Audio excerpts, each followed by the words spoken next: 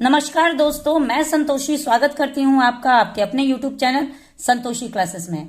आज मैं फिर से हाजिर हूं एक नई स्टोरी लेके। स्टोरी बहुत ही मजेदार स्टोरी है, आपको सुन के बहुत ही मजा आने वाला है। तो वीडियो को बिल्कुल भी स्किप मत करिएगा, वीडियो एंड तक देखिएगा। और इस स्टोरी को हम इंग्लिश टू हिंदी ट्रांसलेट करेंगे। एक एक वर्ड का हिंदी अर्थ मैं आपको बताती जाऊंगी, उनका करेक्ट प्रोनाउंसिएशन भी बताते जाऊंगी। और इसमें जो भी ग्रामर का पार्ट होगा उसको भी हम बहुत ही डिटेल में सीखने वाले हैं। तो जो भी मैं स्ट्रक्चर आपको बताऊंगी उस सारे स्ट्रक्चर को, नए नए वर्ड मीनिंग्स को भी जरूर नोट करें। तो चलिए स्टार्ट करते हैं। सबसे पहले स्टोरी का टाइटल देखते हैं, ट्रूथ एंड फॉल्सहुड। क्या मतलब हुआ? ट्रूथ का मतलब होता है सत्य, एंड मतलब और, फॉल्सहुड मतलब असत्य। तो सत्य और असत्य, ये आज की हमारी स्टोरी का शीर्षक है, टाइटल है। अब मैं स्टोरी को पढ़ने जा रही हूं। मेरी रिक्वेस्ट है आपसे कि प्लीज वीडियो अच्छा लगे तो लाइक जरूर कर दीजिएगा। Akbar occasionally put his courtiers intelligence to test and ask them all kinds of difficult questions. क्या मतलब हुआ? तो दोस्तों ये जो वाक्य है ये पास्ट इंडेफिनिट का एफर्मेटिव वाक्य है। पास्ट इंडेफिनिट के एफर्मेटिव वाक्य में हमें वर्ब के सेकंड फॉर्म का इस्तेमाल करना होता है। यहाँ पे आप देख सकते हैं वर्ब का सेकंड फॉर्म है, ठीक है। तो Akbar occasionally put his courtiers intelligent to test का क्या मतलब हुआ कि अकबर कभी कभी, ओकेजनली का मतलब होता है कभी कभी, अपने दरबारियों के, कॉर्टियर्स का मतलब होता है दरबारी, दरबारियों की समझदारी, बुद्धिमत्ता की परीक्षा लेने के लिए, एंड आस्क मतलब पूछते हैं, देम उनसे, ऑल काइंड्स ऑफ डिफिकल्ट यानी सभी प्रकार के मुश्किल क्वेश्चंस मतलब सवाल। तो सभी प्रकार के मुश्किल सवालों को वो कभी कभी अकबर पूछते हैं।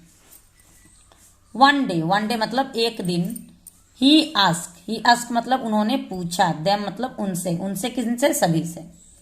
What is the difference between truth and falsehood? ये इंटेरोगेटिव क्वेश्चन है जिसमें हम क्वेश्चन पूछते हैं, क्वेश्चन मार्क से हम पहचानते हैं इंटेरोगेटिव सेंटेंस। तो यहाँ पे ये सेंटेंस का मतलब हुआ what is the difference. Difference का मतलब होता है अंतर, ठीक है। बिटवीन मतलब के बीच, ट्रूथ यानी सत्य, एंड मतलब और, फॉल्सहुड मतलब असत्य।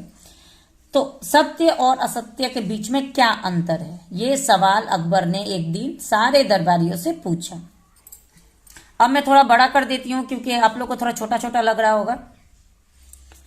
टेल मी मुझे बताओ, योर आंसर अपना जवाब, इन लेस देन 3 वर्ड्स यानी 3 शब्द से कम में मुझे इसका जवाब दो कि सत्य और असत्य में क्या अंतर है। जो भी जवाब आएगा वो जवाब 3 शब्द से कम होना चाहिए। ऑल द कॉर्टियर सभी दरबारी, where taken aback. Taken aback का मतलब होता है अचंभित हो जाना, ठीक है, अचंभित। तो सारे दरबारिया वेर मतलब थे अचंभित। यहाँ पे वेर का यूज हुआ है क्योंकि सब्जेक्ट जो है हमारा वो प्लूरल सब्जेक्ट है। कॉर्टियर्स एक दरबारी के बारे में बात नहीं हो रही है।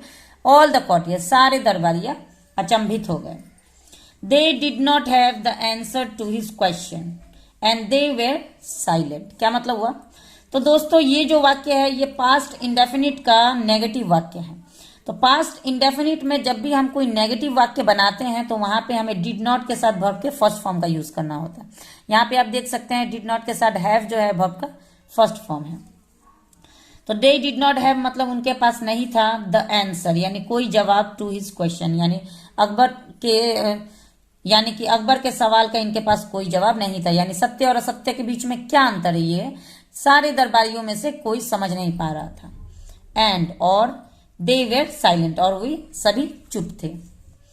अकबर ने पूछा, why is everyone quiet. Why is मतलब क्यों है, एवरीवन मतलब सभी, क्वाइट मतलब शांत। तो सभी चुप क्यों है, सभी शांत क्यों है। Birbal can you answer this. अब अकबर पूछते हैं बीरबल से कि अकबर क्या आप इसका जवाब दे सकते हैं। बीरबल ने कहा, योर मेजेस्टी महाराज, I want everyone else to speak first. क्या मतलब हुआ? आई वांट का मतलब होता है चाहता हूं। तो मैं चाहता हूं एवरीवन यानी सभी, एल्स मतलब बाकी जो भी है, टू स्पीक यानी वो भी बोले, फर्स्ट यानी पहले। तो इस पूरे सेंटेंस का क्या मतलब हुआ कि मैं चाहता हूं कि सबसे पहले बाकी लोग बोले और उसके बाद मैं बोलूंगा। That's why I am silent. इसलिए मैं चुप हूं। मैं चाहता हूं कि जो दरबारी हैं सभी बैठे हुए हैं वो लोग पहले कुछ बोले, उसके बाद मैं बोलूंगा, इसलिए मैं चुप हूं।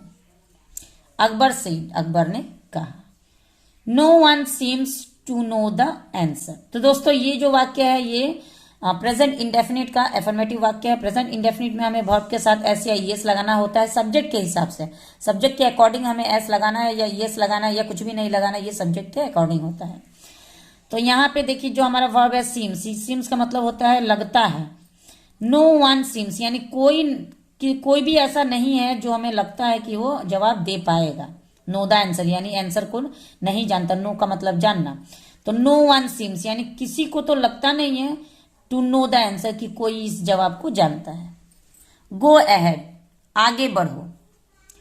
Tell me in less than 3 word, मुझे जवाब दो 3 शब्द से कम में। 4 फिंगर्स, अब बीरबल जवाब देते हैं कि 4 उंगलियां। सेड बीरबल, बीरबल ने कहा। अकबर वाज कंफ्यूज्ड, अब अकबर असमंजस में पड़ गए, अचंभित हो गए कि अरे ये क्या कह दिया 4 उंगलियां। बीरबल एक्सप्लेन, बीरबल ने फिर समझाया। अब पास्ट इंडेफिनिट का एफर्मेटिव वाक्य है, वर्ब का सेकंड फॉर्म का यूज हुआ है। एक्सप्लेन का मतलब समझाना, एक्सप्लेन्ड मतलब समझाया, तो बीरबल ने समझाया। योर मेजेस्टी, महाराज, what we see is true. What मतलब जो, वी सी मतलब जो हम देखते हैं, इज ट्रू वो सत्य होता है। बट लेकिन, बट यहाँ पे एक कंजंक्शन है। What we hear is mostly untrue.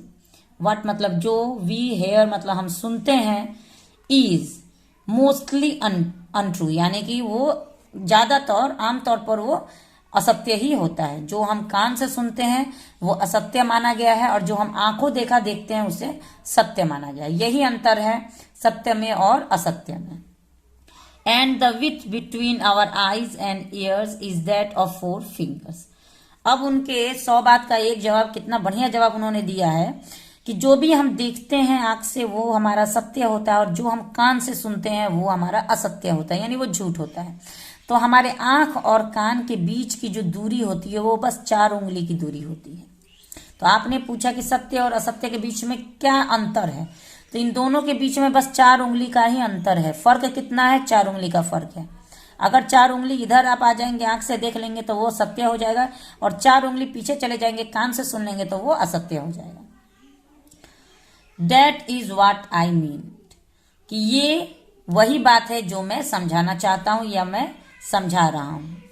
Akbar was pleased with Birbal's answer, Akbar प्रसन्न हुए बीरबल के जवाब से, यानी बीरबल के जवाब से अकबर संतुष्ट हुए। तो इस प्रकार बीरबल की समझदारी बहुत ही मशहूर हुआ करते थे उस समय में, और उनके किस्से आज भी हम बहुत ही ध्यान से सुनते हैं, पढ़ते हैं। बहुत ही मजेदार स्टोरीज होती है अकबर और बीरबल की।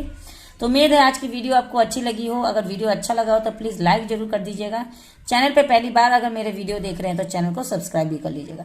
मेरे साथ मेरे चैनल पे बने रहिए। मेरे चैनल पे आपको regular English to Hindi translation वाली स्टोरीज मिलती रहती हैं और साथ में ग्रामर का भी स्ट्रक्चर आपको सीखने को मिलता है। तो मिलते हैं नेक्स्ट वीडियो में एक और इंटरेस्टिंग स्टोरी के साथ। तब तक के लिए thanks for watching the video. Have a nice day.